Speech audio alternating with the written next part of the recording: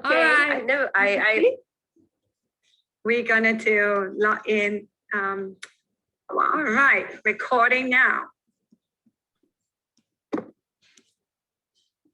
Exciting. So welcome everyone, and it's our Girl Power Woman Empowerment live with this amazing lady. And let me spotlight you first. Are you nervous? Or are you good? I'm okay. So we're gonna do, hi. So welcome. We're gonna do spotlight me as well. So today is really special. I invited for this amazing lady for a reason. Hold on, let me mute everyone first. And then I'm gonna unmute you. Michelle, can you unmute yourself? All right. Great. So it's a very special session because every time when I'm thinking of inviting somebody, I want that story to inspire more ladies out there to become the better version of themselves, obviously, but also help them to overcome some of the challenges or the fear in themselves. Because most of the fears is within us, right? And this special guest, I know her for more than 10 years, and she's incredible. I want her to introduce herself, right? And let's welcome Michele. Thank you. Michele, I wanted to ask you a few questions. Yes. Can you introduce yourself, where you came from, and your background a little bit, okay? Okay, so my name is Michele Sagan. I originally came from Sarawak. So my parents are still there. I haven't seen them in about a year now, which is quite sad because of MCO. I left Sarawak quite a long time ago. I went to boarding school in England, and then I studied over there, did my degree and my master's. Worked over there as a banker for quite a number of years before coming back to Malaysia. And so I've been living in KL since then. I have 4 children. Wow. Now I'm no longer in banking, but I'm still with a bank, so I'm still attached to Bank Negara. And yeah, that's a little bit about me. I'm also my passion is writing, so I write psychological thrillers as well. And at the moment, I'm a coach and a counselor and a psychotherapist as well. It's a very interesting life, right? And so if I wanted to ask you to use 5 words to describe yourself, what's those 5 words? I would say that my 5 key values would be number 1, authenticity, right? Really being your authentic self. I think that's really key. So many times we put on different masks, and when we face the world, when we face different people, and if we're able to bring our authentic self to the table, I think it would make our relationships and our connections that much more valuable and impactful, right? So it'll give it more meaning rather than, a lot of times we have a lot of acquaintances, but not friends. So I think bringing your authentic self, whether at work or, in your personal life, is really important.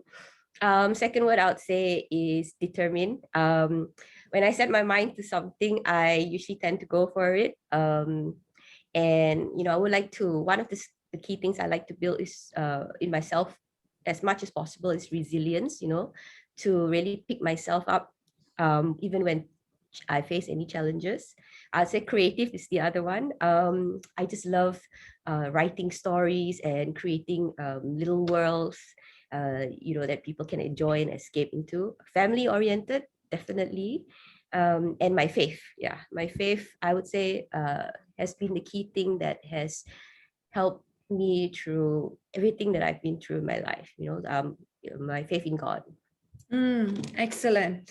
Wow, very straightforward. Authentic self, and make it happen attitude, resilient, creative, and the other one is family oriented and faith, right?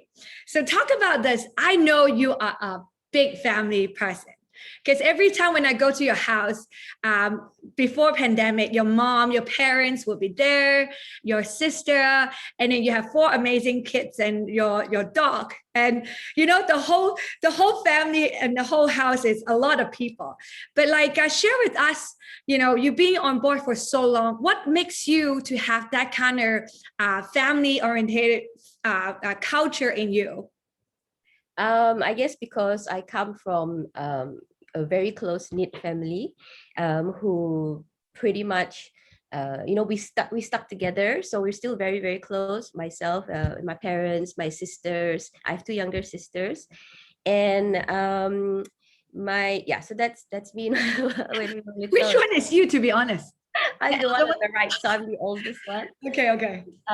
And I think because I come from a very close family where my parents were very encouraging.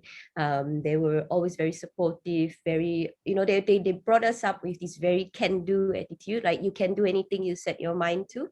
And it was a lot. I think the other thing I'm very blessed with is a lot of unconditional acceptance and love. So you always felt that you belong somewhere, which I think is very important.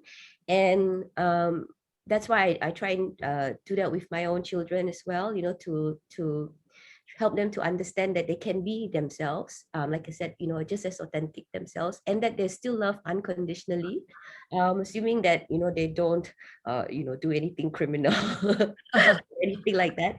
And I guess family also because of faith, right? And the fact that you bring faith, it's almost like a glue that holds everyone together, because you can pray together and you have the same value system. So yeah, I think so for me. So, Michelle, I wanted to ask you, and I think this is the reason I wanted to create this woman empowerment session as well. Have you encountered any challenges in your life, which is, and you embrace it? Yeah.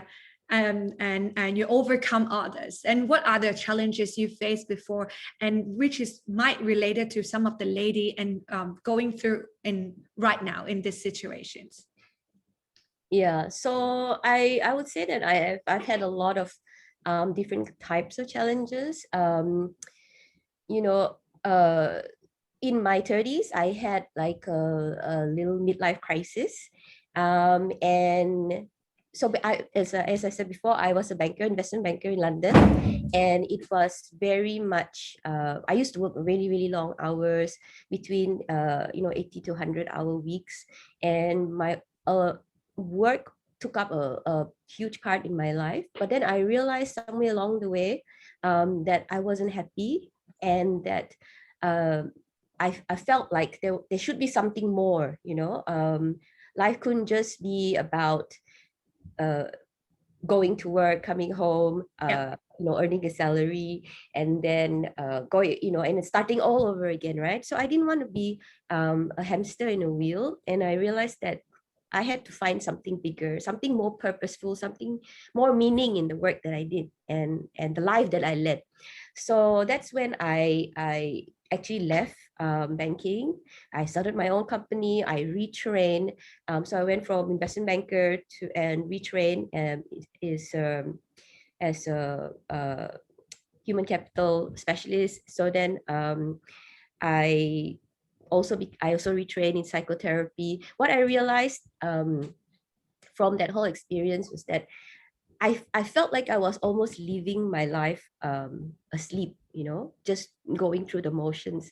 And when the reason why I retrained and now doing things like executive coaching, psychotherapy, counseling, advisory. I'm also a management consultant. It's because I want to wake people up, right? I want them to live their lives awake and to find. So I a lot of times I meet women who tell me, oh, I just feel like I'm invisible, right? Nobody sees me. I'm just a mother. My children don't see me. My husband doesn't see me. I go to work. I feel like my boss doesn't appreciate me. And there's not enough validation in your life, right? Nobody, so they feel a little bit like well, they get anxious, they get depressed, and like I said, they feel invisible, right? So there's no sense of um, purpose to what they're doing apart from going through the motions. And I think the key thing is, for me, when I went through that midlife crisis, was to realize that the only person who can really validate you is you. Yeah. And the only, and when I used to say nobody sees me, right? I feel invisible. And then I was speaking to someone, another therapist at that time, and she said, people see you. You know who doesn't see you? You don't see you. And if you don't see yourself and you don't value yourself and you don't be kind to yourself and you don't validate yourself, then you will always feel invisible.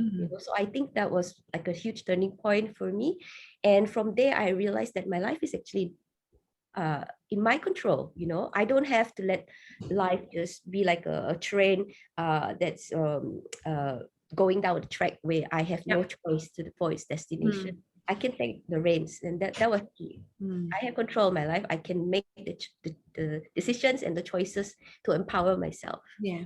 So ladies out there, listen to Michelle's story, right? She used it in the other way, which is tell you life have ups and downs, and you need to go through some of difficult time to realize what you truly want in life. And then instead of stopping there and then feeling you are drowned, or in this like a vacuum sucking you energy every day, you can make a change, you can make choices, and then you can make a difference. And what was it tough when you changed your career, Michelle? It's very tough. For several years, I felt like I was adrift in the sea, like, just being pushed around by the waves, until I really figured out what my purpose in life was, finding meaning in life for me, which was to help others, right? And to help them to find meaning in their life. So until that happened, I was pretty much, like I said, I have a little midlife crisis. So I was pretty much adrift. I was like, every day, like, what do I really want, right? And then soul searching was very important. So here's the thing. When you make a decision, doesn't mean immediately there's a positive change right away, but you need to have faith. You have to believe you are the one who making the decision right now is starting from you. And no matter what, you make the decision and committed to it. And that is when you see the light in the tunnel. And that is how you make a positive change. So like Michelle and I, we have like something we talk about constantly is the purpose, right? The purpose. Instead of putting the focus on just seeing the weakness in ourselves, but it's the focus on looking out. So tell us, Michelle, what is your purpose in life? And it's make you want to do when you to go out there and then you're so committed and to do what you do.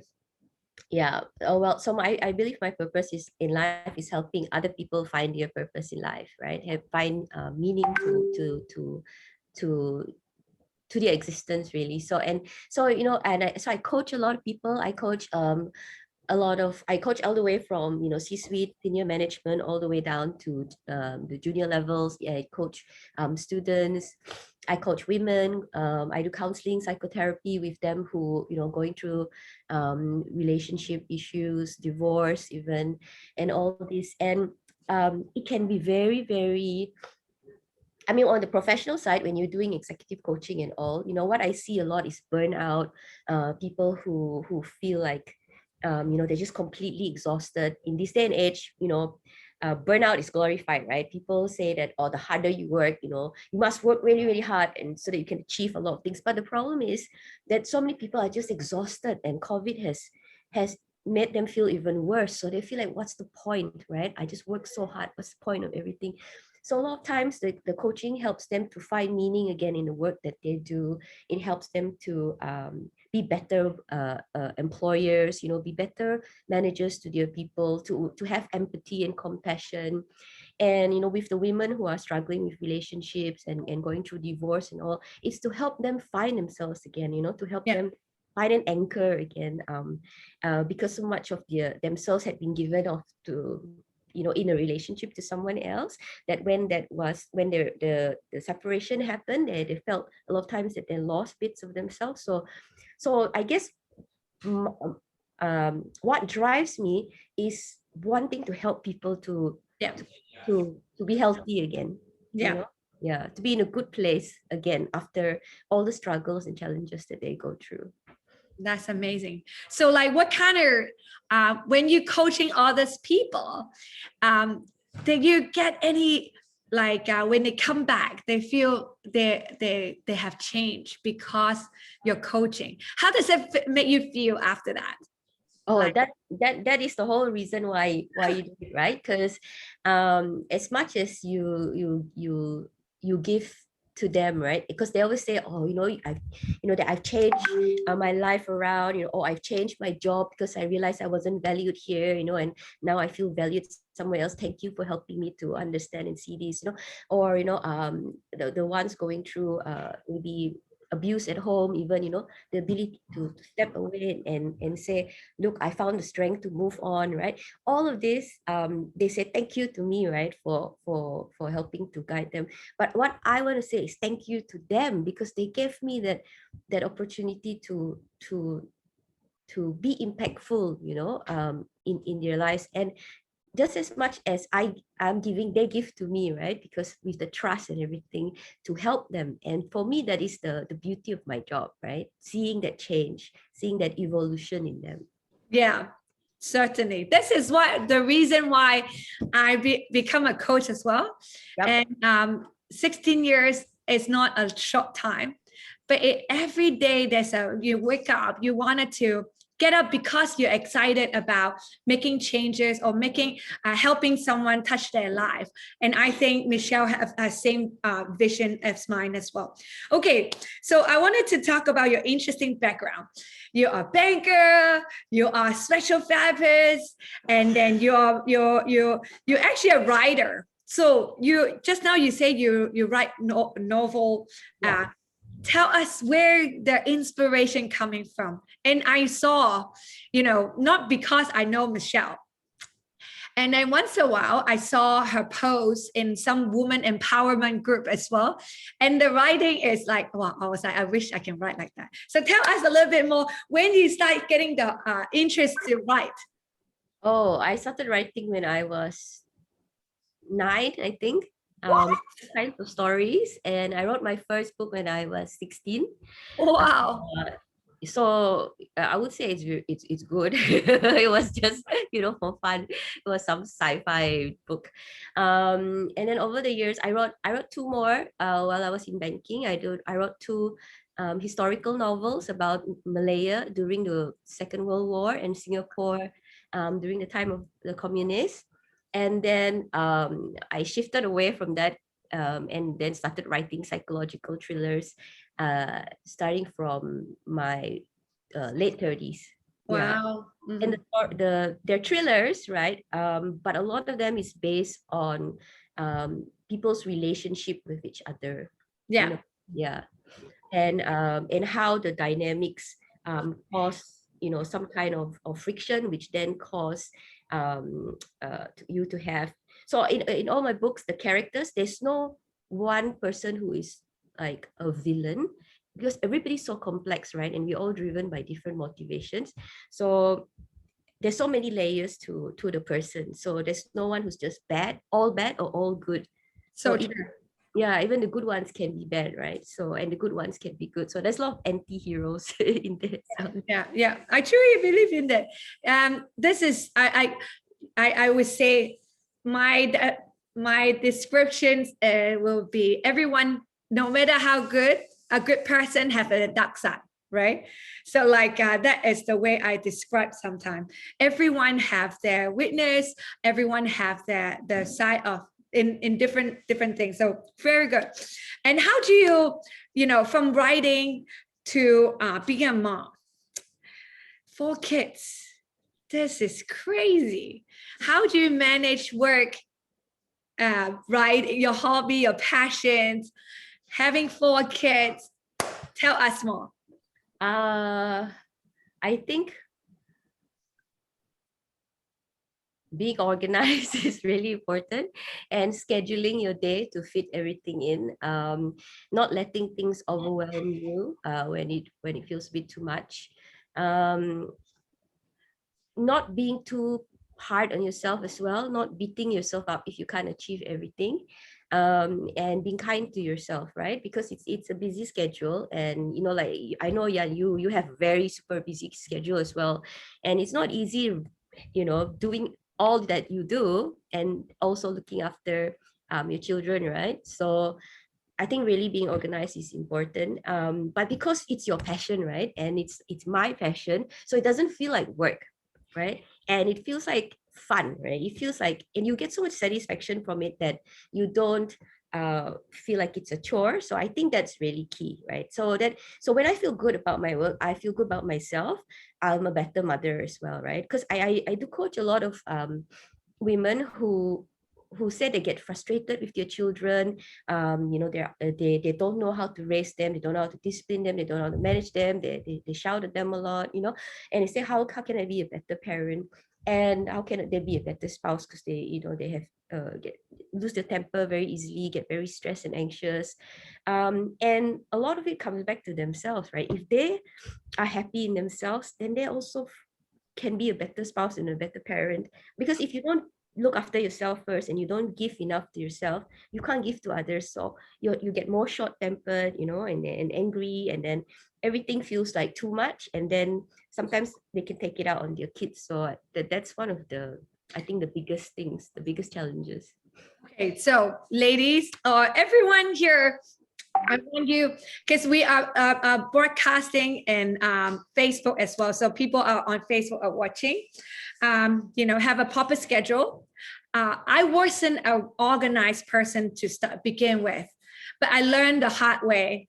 And then when you're being organized, you're being more to yourself, and then it's fair to yourself. You don't feel bad, and you don't feel you are letting someone down as well. So that is very, very important. And don't feel bad. Just now you were saying, right? Don't feel, yeah. So that is very, very important. But I wanted to ask you a question. Do you shout to your kids? I do. Like I sometimes it's not because I angry, but like I just want, what is the right way? Should I shouting and then make it firm? Like, what do you do? Teach me. I almost never shout at my kids. Almost never. I don't shout at them. I don't smack them, obviously. So my oldest one he's 22 now. He's in his last year of uni already. And the second one is, oh God, there's so many I forgot. 20, 18? No, he's 18. Yeah, he's going to be 19 this year. My daughter is 14 and the youngest one is 5, right? Yeah. So I think going back to that value of authenticity and being very family oriented and an unconditional love, I want to, so every time like when they were teenagers, right? And when I was concerned, like if they weren't putting enough effort into their studies and all, rather than punishing them or scolding them, what I used to do is have conversations with them and tell them that, when you're studying, I'm not forcing you to study just for the heck of getting the good results.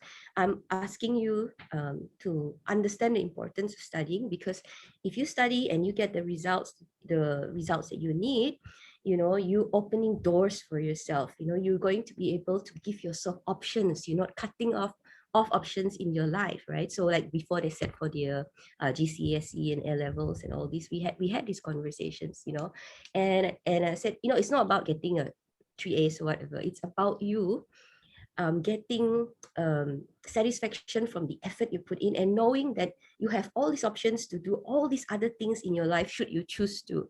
But if you don't put in the effort, then you're closing so many doors for yourself. And who does that harm? Not me, it's you, right? So the whole I try to have this kind of conversations. Or maybe I'm just coaching my children. So maybe that's why I don't shout, because I coach them.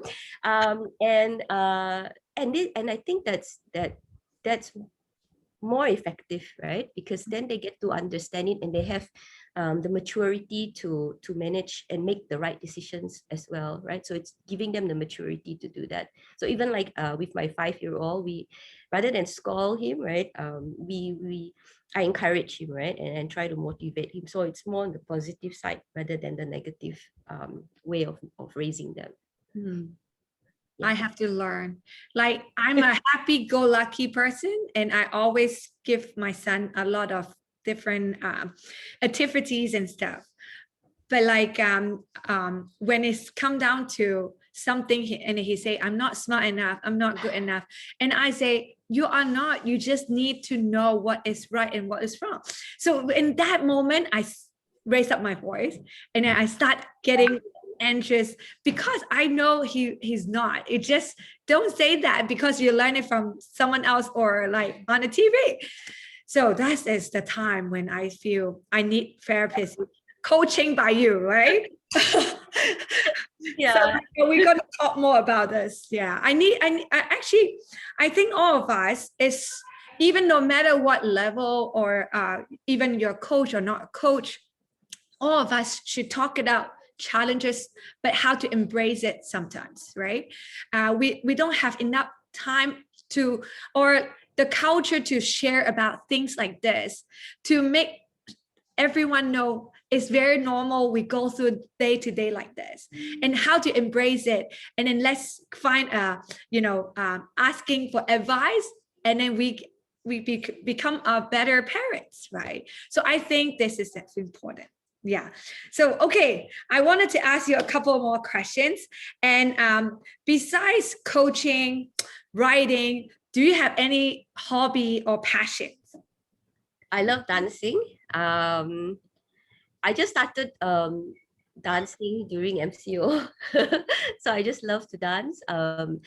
Hip hop, contemporary, jazz, yeah, I love dancing. So I keep myself really active during the day. So I do, exercises with you when you're doing your sessions, or I dance, so I think it's really important to be active, particularly during lockdown, because you are already stressed about COVID and the numbers and so many things.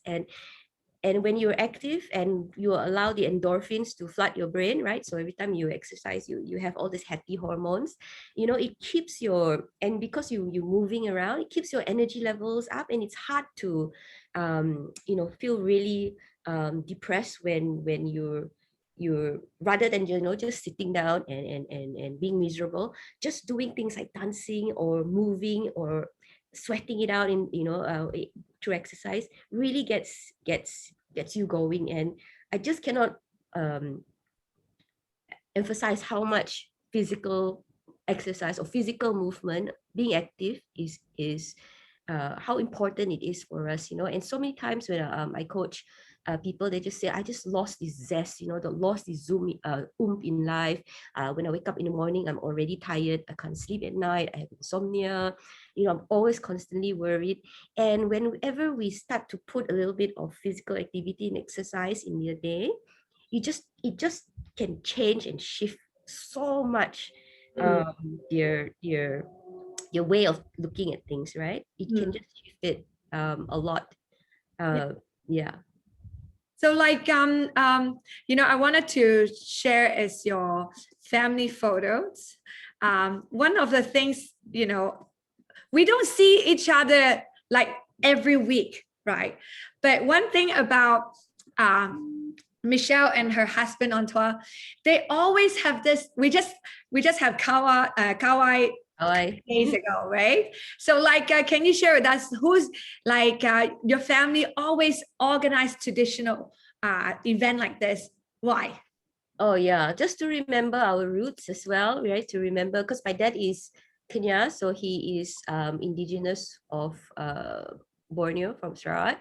And my mom is Eurasian, so she's mixed. She's got Iban, she's got Chinese, she's got a little bit of Japanese. She's also got some British blood, and it's mainly to remember our roots, remember our heritage, make sure that the children also don't forget it, because we're no longer living in Sarawak. And also like this one is like for Gawai. Gawai is a rice festival to celebrate the harvesting of rice, right? And you celebrate it because you can feed your family in the long houses. You can, it's like a thank you to God for the good harvest that you have, right? And why we celebrate this also is because we want to thank God for the harvest that we have in our lives and all the things He gives us, right? Family, love, work, so that we can support ourselves, the ability to learn, forgive others, all this. So I think celebrating Gawai is a reminder that to be thankful, right? So that's why we organize these events, like Thanksgiving in the US. Yeah. So like, before, I think couple years ago, you did a world tour with your whole entire family, right? Yeah. And so that is before, is it 2019 or 2018? I think, yeah, it was 2019. Uh-huh. Yeah. How does that feel to, travel across the world and then with the family and just before the pandemic? How's it?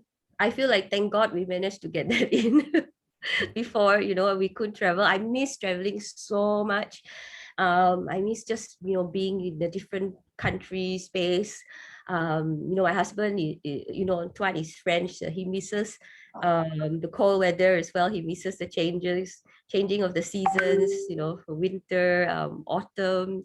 And the children also, we've always taken them a lot of travel, because it's so important for them to see how the rest of the world lives, right? And not just you know to be insular and only know what they see here. So to expose them to that. So yeah, I loved it. It was wonderful. We went around the States, and we went to France. We also did Japan that year. We went to other places in Europe, Korea, quite a few places.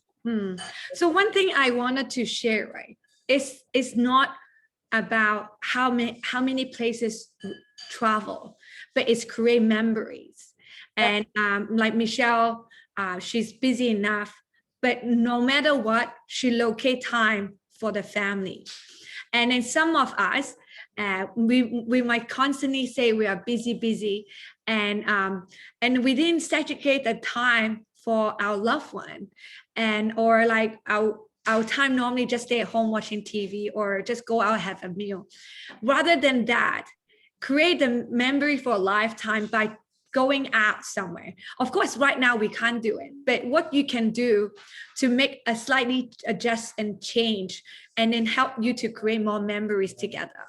For example, working out at home. I remember, Michelle, right now, how often you work out at home? Oh, every day. I'm going to show you the photo. Okay, so every day. So like we know each other for so long, or I'm going to share it later.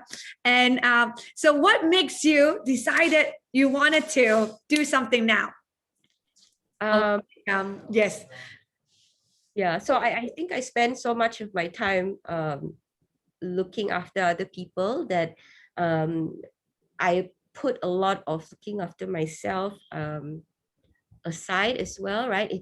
So I look after myself I was happy, after I went through my little crisis and everything. Of course, there were lots and lots of ups and downs and stuff, but I was in general quite satisfied and happy with things around me, because I was trying to be grateful and thankful rather than, looking at the negative. But one thing I was never really happy about was the fact that I wasn't fit and I wasn't healthy. I was like overweight. I I used to get really breathless just walking around, with my kids when we went hiking and stuff like that. And and even when we were traveling around, I did feel like tired, right? Just breathless from walking and walking and walking. And I wanted to get fit and I wanted to get healthy. And I never made enough time to do that for myself because I was so busy, like with my books or helping others or coaching and looking after the kids. And I realized that I needed to make this change, right? It's so important to take time out for yourself. And so let me show you the result of Michelle. Of course, just now some of you see it, like that look amazingly, right? Like you have an amazing transformation. So one thing I know, when Michelle put her mind into it, she will make it happen, right? And then this is the before and after. I'm gonna to show a couple more, and we have this is before the lockdown, and that was the photo. We exercise with a mask on, right? And we try to do like exercise through online. And can I show this? Can I show the next one? Oh, maybe not. Okay, I switch. I move fast. Okay, this one. Okay. So this is the result. Michelle joined, committed to this 21 days fit challenge, and together with our friend Mandy. So why don't you share? Actually, Mandy is the one who really get you. Hey, babe, let's do it. So you wanted to share that? She cornered me one day. She said to me, "How come you never told me I was overweight before?" And I said, "You look really good. I didn't realize that you were overweight." She said, "I was, and but nobody ever said anything. And now, until I realized I couldn't put on any of my old clothes." And she said, So I said, "I'm going to do something about it." So she joined you and did her challenges. And after 4 months, she looked like, really amazing. She said, I feel so fit now, so healthy, and so toned. And then she said, you should also try and do this and just get healthy and strong and fit and all that sort of things, because she went through the journey and it was so good for her. She said, "Let's do it together." So I said, okay. Yeah, I didn't have much choice because Mandy's quite scary when she's trying to influence you. So one thing is about a friend. When she make up her mind, she wanted to, inspire people. She just like, yeah, let's go, let's go. Yeah. So as a result, wow, 21 days, 4.5 kg, 7.26% in total. And then out of 150 participants, Michelle won the champion, right? So amazing. So what's the secret? Can you tell some of them? They might wanted to join as well. I definitely put being kind to yourself and taking the time to do it. So making sure that you have the that you committed to doing it, I think is very important, right? Yeah, because I think one of the issues as a coach is if people are not committed, then halfway through they won't see the results, right? That's really important. I think the right nutrition, right? So we had our protein shakes and as well to keep us full, and then we ate healthily, we ate clean, we didn't. We made sure to cut out food that wasn't very healthy, which was good for me because sometimes I enjoy my nasi lemak all too much. And then definitely the activity, right? So the exercise, and just moving around, being active. I think that was really, really key for me as well. And then also a community, which is everyone doing this together. Yes, the community was really key. Just seeing other people, other women supporting each other and seeing other women going through the journey with you, you're not alone. That's so, so important. So I think the community you've built, all whether it's moms or not moms, empowering each other, it's really, really key because you need that support. So some days are not so great and you don't feel like exercising or even like getting out of bed, but you have this community that are still going forward, so you feel like there's a momentum there. Yeah, so true. And couple of things I wanted to, that's the final one. During pandemic and lockdown, what are the advice you wanted to give to people to reduce their stress level? One thing is, if it's really, really affecting you and you're feeling depressed by it, try to make sure that you do not to change your focus, right? So instead of dwelling on the very negative side of it, start to shift. So instead of thinking, right? So it's a mindset shift, right? And I've helped people to try and understand this, that instead of thinking I'm going to get sick, I'm going to die, my family's going to get sick, right? Have that mindset shift, and to help you to deal with any stress, anxiety that comes with the pandemic, and shift it to, I'm healthy, my family is healthy, we're strong. We, as long as we maintain our SOPs, make sure that we take care of ourselves, we will make our way out of this, right? It may take a time, right, until everyone gets vaccinated and the world goes back to normal, but that meant keeping up that positive mental attitude is one of the key things, because if not, the snowball effect is that you can just go into depression, and the rate of depression during COVID times increase significantly, a lot more suicides as well, because people do not keep in touch. So staying in touch with your loved ones, friends, family, whether it's through Zoom, if you're alone, is also very key. Just having that human contact every day is also very important. So the reason why people go into depression is because they're just so lonely, so reaching out is really important. Very important. And also what Michelle was sharing, instead of thinking of seeing a lot of news, negative news, and then start thinking of, oh, my family going to get sick, or I'm gonna fall sick. Looking the other way is every day you do affirmations, right? Yep. I'm healthy. Yeah, and you have empowering beliefs, right? That you to continue to keep yourself up, right? Yeah, and being grateful as well, really. Yeah. So gratitude, affirmations, very important to start off your day, right? Yes. And every morning, if we just stretch ourselves, get up, and then rushing to turn on the computer or rushing to do the daily routine, then it would dragging you the whole entire day. But take some time to do a 5 to 10 minutes of gratitude and affirmations, and you start your day with a good intention. That's very important as well. So like, what are the advice or code you wanted to share with everybody, like not even a pandemic, or just general? I think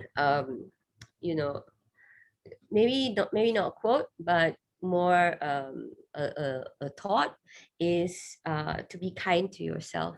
A lot of times we're a bit too harsh on ourselves on a day-to-day basis, and that's why you see people going to depression as well. And we beat ourselves up too much, like, why didn't I do this well enough, or why did I fail at this, or why did I marry the wrong person, or why did I take this job, or why didn't I do this work better, and if we, like you said, right, that if you're not affirmative with yourself, and you don't look after the way you think about yourself, you can get it can really affect your self-esteem. So being kind to yourself, allowing yourself to make mistakes in order to grow, to be a better person, to go through the challenges and fail and still pick yourself up and grow, that is the most important thing.